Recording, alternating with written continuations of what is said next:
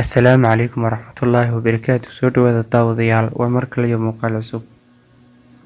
Haddii aad doonayso inaad gaadho sharafta loo baratamo tan ugu sarreysa, ha ku qancin meel dayaxa ka sarreysa.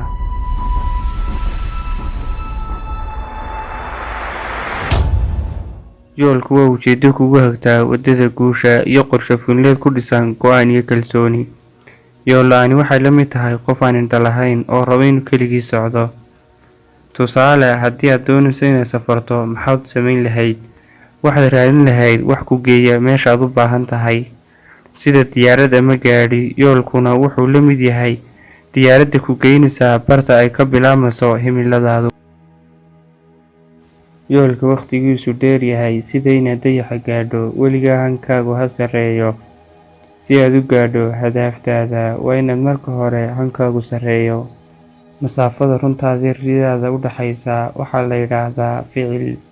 Ha sugin inuu waqtigu kuu wanaagsanaado, isbeddelna kuu sameeyo. Ka bilow waxaad ku sugan tahay iyo waxaad haysato iyo haatan la joogo.